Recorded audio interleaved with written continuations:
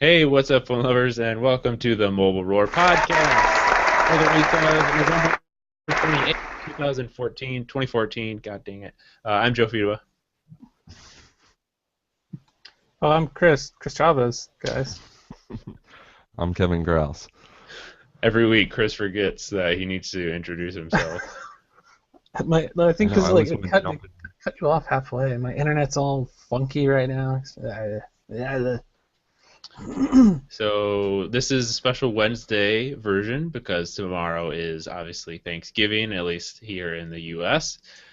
So we'll be stuffing our faces instead of talking to you guys about tech.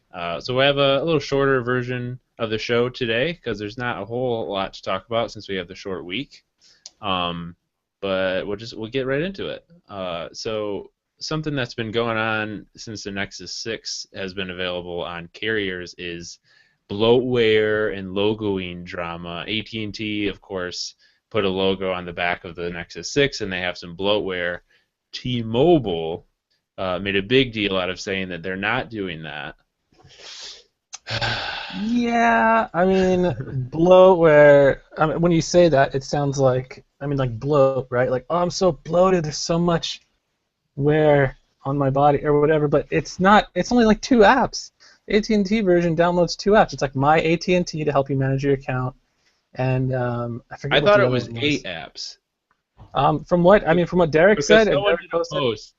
Someone did a post. It was literally titled "8 Reasons Not to Buy the Nexus 6 from AT&T," and T, and it just was all the apps that come pre-installed. Oh, all the apps that it doesn't come pre-installed though. It downloads them from the Google Play downloads Store. when you put the SIM Or, on. It's like they're not on the phone already. It's like once it detects what carrier you're using, it oh, you pushes know Yeah, what? that's install. right. Yeah.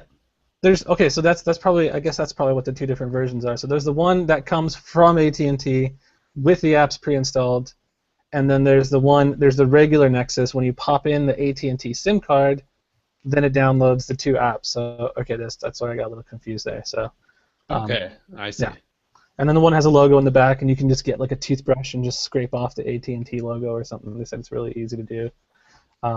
But I mean, Now, it's really not. It's not that big a deal. the bloatware, okay, even if you get the one from AT&T that comes with more, they're still all uninstallable, aren't they? Yeah. Everything's. I mean, the entire like the firmware, everything else is very much still a Nexus. It's not modified software in any way or any of that stuff. So it's like people are making a very big deal about it, but it's so easy to just go in and uninstall this stuff, and it's like Yeah. you don't need root to do it. You don't. I mean, To me, the logo on the back is a bigger deal than the apps because, honestly, yeah, yeah, because that's more permanent. That's right. right. It's a little unsightly. You got all these Nexus, Motorola logo, AT&T logo. It's all crowded back there. It's like a billboard or something, or a NASCAR. T-Mobile is definitely doing things right, though. I like it.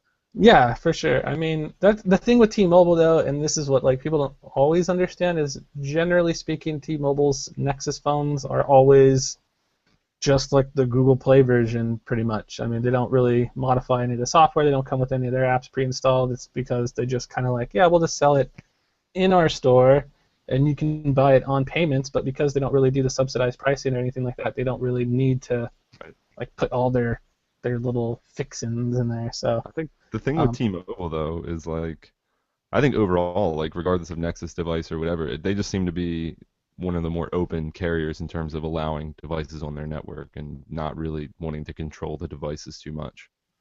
yeah.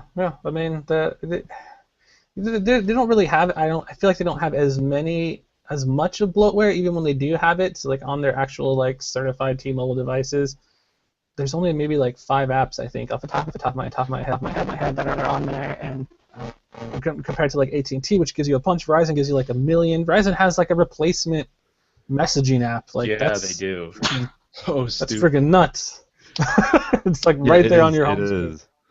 Yeah, I saw that with the Droid Turbo when I was reviewing it, and they try to tout it as like a good feature of it. It's like, oh, and like if you had a previous Verizon phone, like your messages will be automatically transferred to your new phone. I'm like, there's a lot of apps that can do that. Yeah, pretty cool, right? Right? No, not really.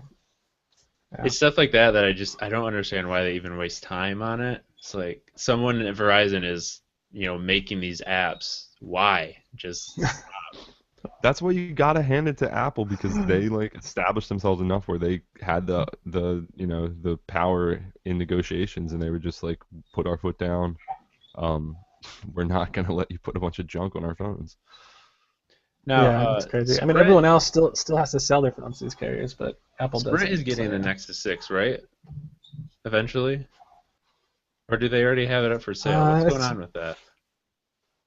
it's supposed to. It was supposed to come out. They announced it during the launch. They had all the 4 carriers or 5 carriers, including U.S. Cellular. So I know it's supposed to be Because you know coming for to sure Sprint. Verizon's going to have their logo on it, like no question about it. Yeah, But I wonder yeah. if Sprint will. I don't think Sprint will. I think the I'm Verizon will probably just replace where it says Nexus with the word Verizon, Yeah, I like think we talked etched about into that there. last week. Someone mocked that up. I'm Big trying to old think Verizon back. check mark.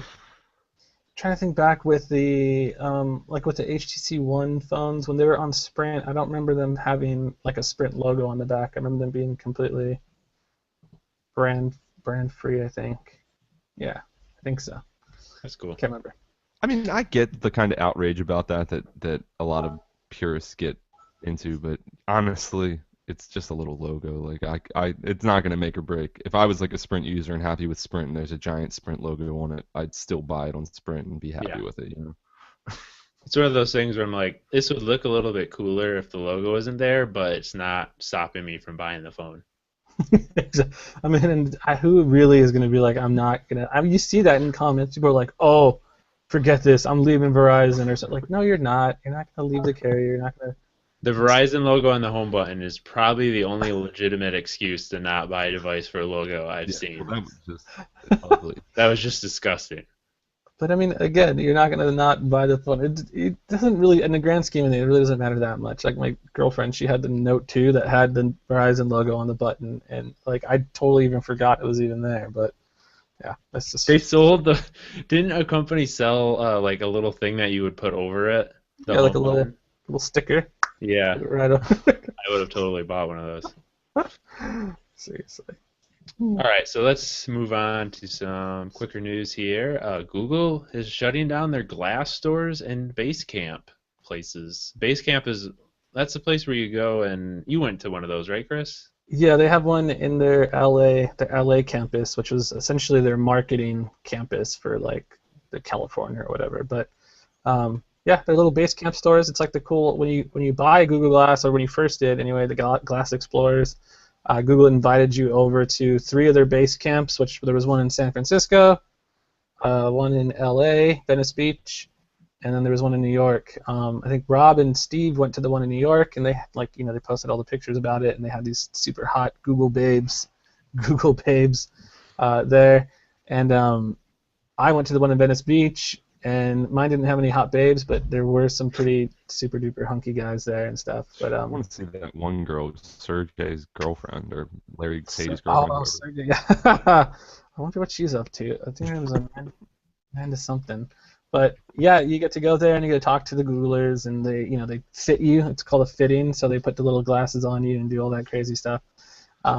It's pretty cool. They had free beer, cookies, all that sort of stuff. So I guess it's no more though because they've moved to like an online model, a business model. So they're selling everything on the Google Play Store now, all the accessories, everything you can buy there. So they kind of felt like they don't need to have these physical stores, and they were always supposed to be temporary from the get-go. So even talking to like some of the Google people, they were just like, oh yeah, we're not sure how long we're going to have these stores, but this is just to kind of kick things off and all that. So it was definitely a fun experience.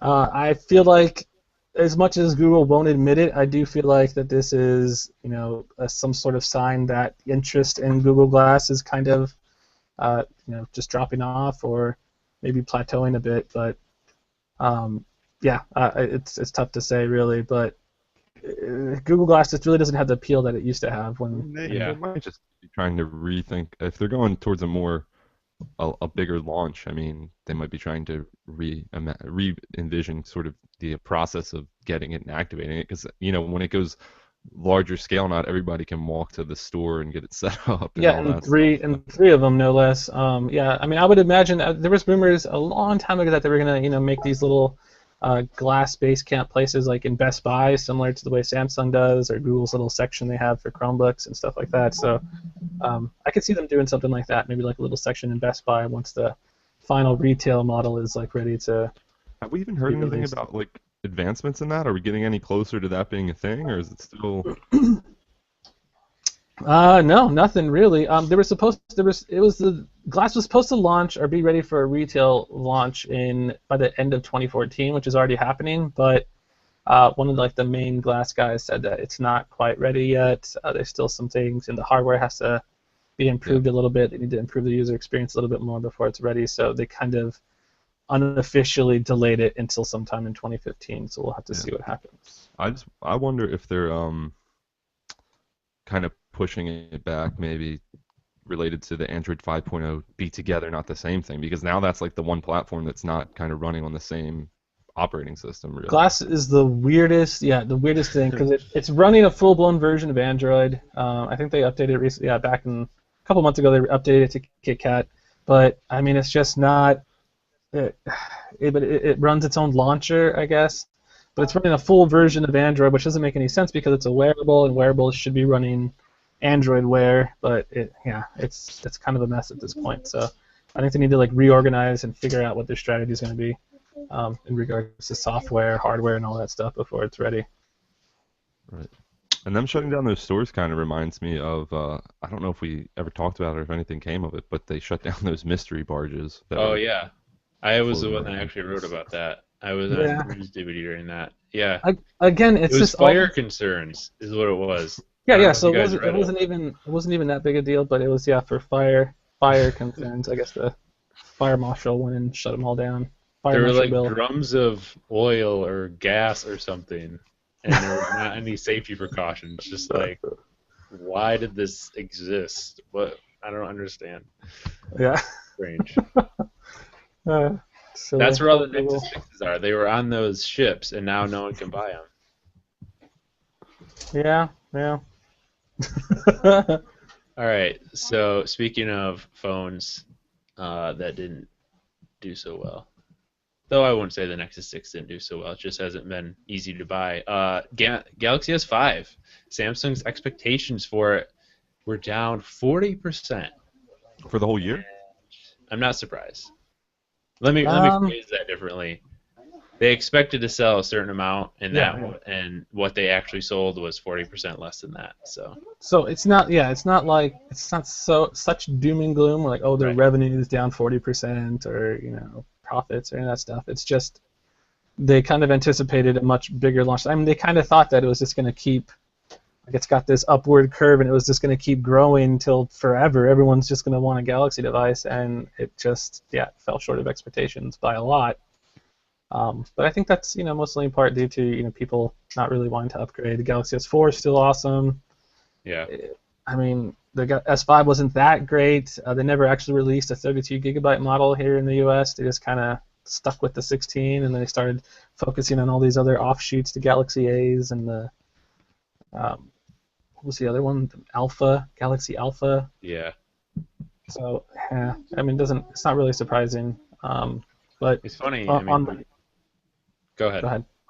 Oh, I was going to say, on that note, they were talking about, there were rumors they're totally regrouping for the Galaxy S6. They're going to release this completely new, going back to the drawing board. I think they said, was it J.K. Shin, the guy, the president of mobile or whatever, he's taken a 50% pay cut because of how bad the Galaxy S is doing. Jeez.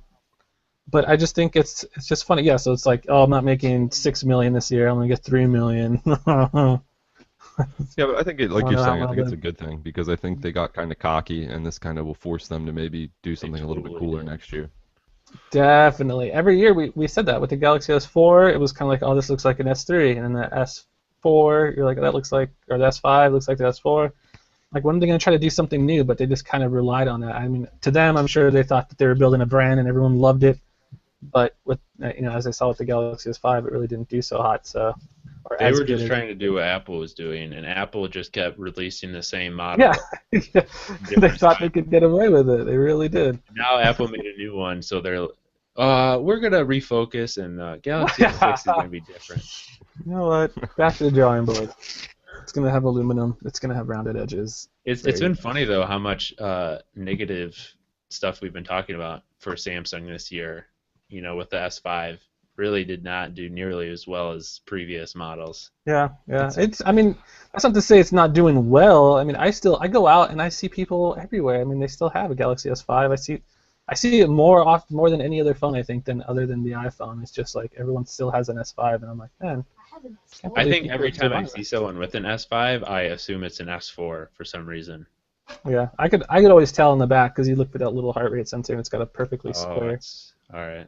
Square little Actually, funny thing about seeing devices, I saw someone with a Moto 360 the other day, and I was really surprised by that. Yeah. But, yeah. So Samsung not doing so hot. So speaking of smartphones and percentages, Sony is cutting their smartphone business by 30%. This freaks me out here because, as you guys know from last week's podcast, I'm the new Sony Chris fanboy. So as a new Sony fanboy, it kind of was freaking me out a little bit, but at the same time, I think it could be very good because. Anyway, so there was a report, not a report, but Sony had an investor meeting a couple days ago, and during that investor meeting, they talked about how they're going to focus on their video games division and their mobile image sensors, but they're going to cut back on their smartphone business, which has been like steadily declining. Like they're taking a hit by launching all these ridiculous Xperia devices. So here in the U.S., we only really know of like the Sony Xperia Z. 2, Z3, just kind of their main flagships. But everywhere else in the world, Sony is just playing the Samsung card and trying to do what everyone else does and launch all these low-range, mid-end, or low-end, mid-range devices. And it obviously hasn't been working for them. So they said they're going to try to, just focus on the high-end, their flagships, and bring, try to increase their customer retention. Attention to what you're saying because there are two small children playing in a bunk bed behind you. Oh gosh, yeah. And this is why you should watch the live version of the podcast because you get to see things like this. I didn't even realize that. But yeah, so Sony, less smartphones, more flagships. But as long as they start getting bigger in the U.S., then it's probably a win overall. That's what I'm hoping. Like without all these little devices, they can just focus on these flagships, getting them out in the U.S. I mean, because they are, to me, they're like the best freaking Android devices on the planet. I mean, the thing is about Sony though, they release devices actually. I don't think a lot of people realize this, but they release devices really often. Like it's a 6 month. The time between the Z2 and the Z3 was not even a year. Nope. Yeah, it's like 6 months. Yeah, and then they do a what is it? Yeah, so 6 months. But they're trying to do the Apple thing. Though. That's kind of what they do, but they do it every 6 months instead of every year. If they kind of they're just releasing too much. It makes it hard to buy a device when you know there's going to be a new one in 6 months. Yeah, exactly. I mean, I just got the Z2, and then now I'm on the Z3C compact, and CES is right around the corner. They're about to announce the Z. Whatever, Z4, Z4T, or Z3T, or Z3S, I don't know. You also have to, like you said, they're going to announce it at CES, so you buy a Sony phone, maybe, let's say you buy it on day one, there's going to be a new one in 6 months, but probably in 3 months you're going to hear about that one. Yeah. So 3 months into having a new phone, you already know that it's going to be out. Well, that's the worst part though, is that like as long as it takes to get to the U.S., by the time you've already bought their flagship, they're already announcing like the next newer version. It sucks. So I can see. I mean, if they're cutting down in that way, they're gonna slow down releases and stuff like that. Maybe not have so many models. That's probably a good thing. I'm all for it. For it. Yeah. All right. So Apple, they could be ditching Google search for Bing or Yahoo. It's the ultimate slap in the face. That would be cray-cray. And they'll probably do it. I mean, I could see them going with Bing. I'd be very surprised if they went with Yahoo, though. I feel like I've seen this a lot in headlines recently, though, about some like these big companies switching from Google and going to Firefox. it was Firefox, right? Yeah, they went Yep. to like DuckDuckGo or Yahoo or something like I don't that. remember who they switched to. I just know that Google's not the default anymore. Yeah, that's so crazy. Yeah, I think part of the reason though for the Firefox and the Mozilla thing though is because Google asks for like an absurd amount of money, and Mozilla is a non-profit organization, so they can't really afford to pay millions of dollars Right. to license Google or whatever it is. Which But is really crazy. I mean, Google should have. I mean, why does Firefox have to pay Google for that? You know, like Google should be paying Firefox to be their search engine. Yeah, maybe that's how it's going to be now. Maybe that's why they switched. It's because now Google's got to come back and be like, all right, here's some money, make us your default again. We want to be your number I one. mean, I honestly don't think like every company in the world could probably switch to Bing or Yahoo as the default, and I don't think it would put a dent in people using Google. I mean, Google's a verb at this point. You Google stuff like that. You don't Yahoo something. Like I'm not gonna go Bing that. I'm gonna I go also crazy thought. Hot take here. Hashtag hot take. I bet that if most people were switched to Bing and didn't realize it, they would be fine. Yeah, you think so? I personally use Bing as my search engine I think on that on PC, and it's perfectly fine.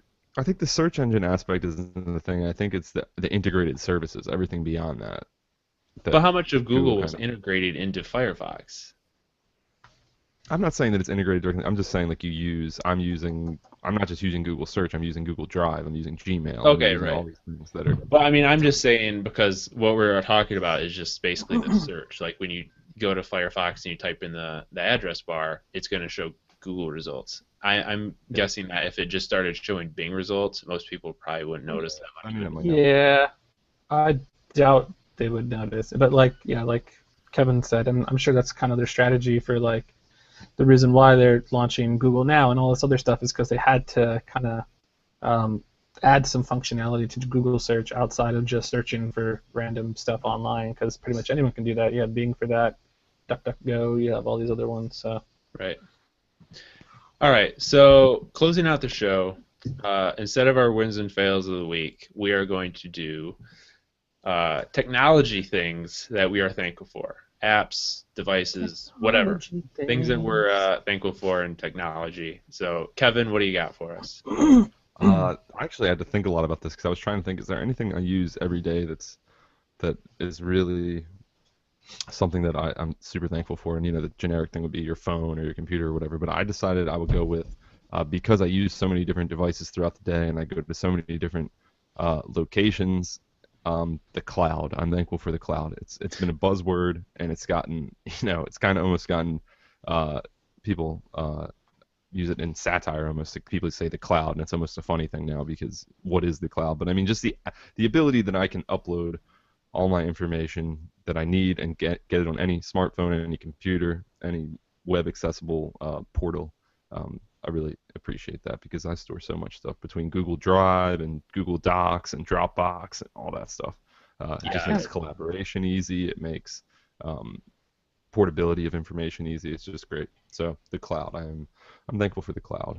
I mean, you just think of all the things that you take for granted because of the cloud. I mean, like for this podcast, for example, after we're done recording, we all upload our audio to a shared Google Drive, and then Kevin can just instantly access that.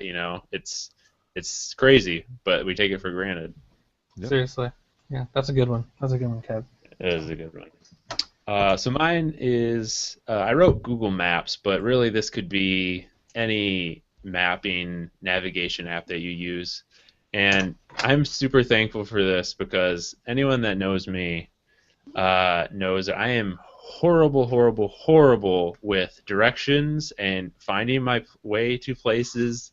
I am just super bad about that. And since I've had a smartphone with Google Navigation or Nokia Here Maps or whatever it's been, it just makes life so much easier for me that I could just say, hey, I want to go here, punch it in, and just go there, not even think about it. It's truly has changed my life for the better.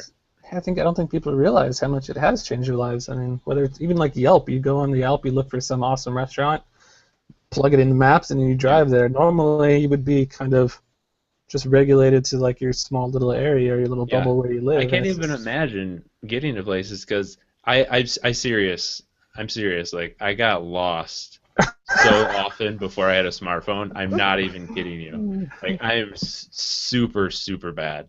But yeah, thank God. it's Thank God crazy. for maps. I don't know how did our parents do it. I was thinking about that the other day as we're like getting around. Like we can go anywhere we want right now. We can literally drive to any city, anywhere you want to go, and you can know where everything Well, is. You'll never be lost, and it's so crazy how well, like Chris, there's this thing called paper maps. Dude, I for totally maps. remember like Atlas, a family road atlas. vacations when I was a kid. Mom in It's a the passenger big seat ol' with the big huge paper map trying to find out where we're going. Oh my yeah, gosh. And now it's just so much easier. that's Thank you, crazy. Maps. Thank you. Thank you, online maps, All right, Chris, cloud. yours is much more specific than ours. Yeah, not too general, but just Qualcomm Quick Charge 2.0 technology. It's still kind of new. There's only maybe one or two chargers that are available online that you can even buy right now, and they're still kind of pricey, but I found a couple on Amazon. I'm using this little, it's like a little wall charger. Anyways, it's got Qualcomm Quick Charge 2.0 built into it, and it's crazy because there's a lot of phones that use it, but they're not really heavily advertised. And the wall charger that I have, it glows blue when your phone is not compatible. When it is compatible, it glows green. You're like, oh sweet, Uh, I'm getting quick charge technology flowing through here, and it just charges your phone so ridiculously fast. And it's usually that's probably the most, I think, inconvenient thing about owning any piece of modern technology right now is just the charge time, how long it's going to take to charge that bad boy up fully. And Qualcomm Quick Charge 2.0 is just like, it's a godsend really. You just plug it in, about a half hour later you're completely topped off, or at least really close to it, and then you just get out and go do what you want to do. So it's awesome. I don't really have to worry about charging things overnight now. Now I can go to bed with my phone next to me, under my pillow, wake up in the morning, just plug in while I'm brushing my teeth, and I'm almost like completely charged like by the time I'm done. So it's awesome. It's great. Great technology. I wonder, is there any long-term battery effects to using that all the time? The way it works is that I mean it's obviously been heavily tested, and the way lithium ion works is it's a little bit different than like the old batteries of yore. So that doesn't really have like a memory footprint and this stuff. You can kind of still try to maximize it for battery health, but the way Quick Charge 2.0 works is that it charges super quick off the bat to where your phone is like almost like super hot, like really warm, and then as the higher it goes, it starts slowing down to like a trickle charge. So once you hit around maybe like 90%, that's when things start slowing down. It goes just a normal regular charge, and something to do with that like helps the battery life and battery health and all that. So Cool. definitely not a problem. And I mean the fact that it comes default, you buy the Droid Turbo, that's just a default charger.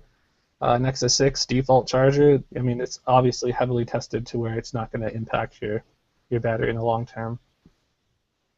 All right, before we go, quickly, top Thanksgiving food item. Kevin. The top Thanksgiving food. I always love the cranberries, but I also like The desserts. cranberries. Desserts, just in Oh, general.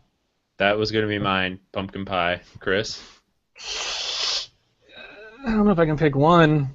I don't. Okay, I'll do a sweet and then I'll do a normal. But turkey, white meat with guacamole. You have to do guac. It's like a Mexican thing, but Oh, I can see that being delicious. Yeah. you can't put. It's everywhere you go, any Mexican family you have a big old thing of guacamole, and you just like it's spicy. They put like green chilies. My mom puts green chilies in it, and it's a little more liquidy, so it's like very blended. And just put a big old dollop on your turkey. Ah, so amazing. And then that, and either I can't decide between pumpkin pie or pecan pie, but whatever it is, I always put like a huge old thing of whipped cream on top because whipped cream makes every dessert a million times better. Indeed. So, yeah, for sure.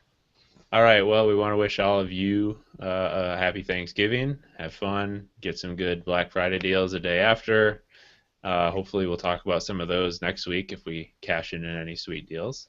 We will be back next week at our normal time. Thursday at 2 p.m. is when we record. live if you're wondering. But in the meantime, you can send us a question or a comment with our email address, podcast@mobileroar.com. You can listen to the audio version of the podcast on Stitcher Radio, iTunes, and in the Windows Phone Store. You can follow us on Twitter. Chris is at GamerCore, Kevin is at You Don't Know Kev, and I am at Tall Schmo. And we will see you guys next week. Bye, guys. Happy Thanksgiving. Happy Thanksgiving.